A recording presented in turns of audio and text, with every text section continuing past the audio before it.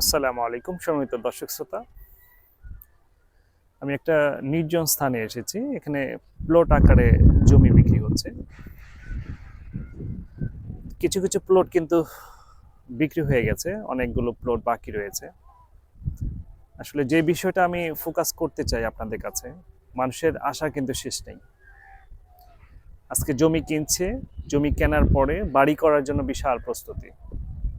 আর বাড়িটা সেটা হবে কিন্তু ডুপ্লেক্স বাড়ি কিংবা খুব উন্নত মানের একটি বাড়ি। মানুষের স্বপ্ন কিন্তু প্রতিনিয়ত কিন্তু বেড়েই চলেছে। এই স্বপ্নটাকে বাস্তবে রূপ দিতে পারবে কিনা এটা কিন্তু অনিশ্চিত। আর যেটা নিশ্চিত সেটা নিয়ে আমরা কিন্তু চিন্তা ভাবনা করি না।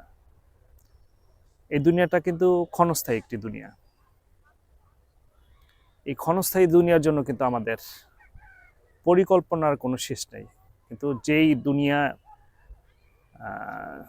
যেই জগতের কথা আমি বলতে চাচ্ছি, আখেরাত, যা শুরু আছে কোনোদিন শেষ হবে না, তার জন্য আমরা কি করলাম?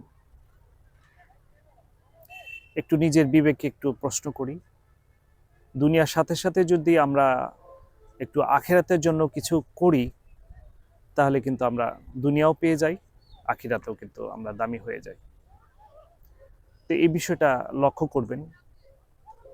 আসলে দুনিয়া কিন্তু থাকার জায়গা না, আপনাকে চলেই যেতে হবে। যেহেতু চলেই যেতে হবে, আমরা যেখানে অনন্তকাল থাকব, এর জন্য একটু ব্যবস্থা নিব।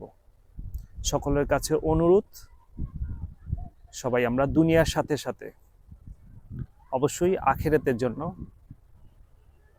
নামাজ এবং কি সৎ কাজ করব।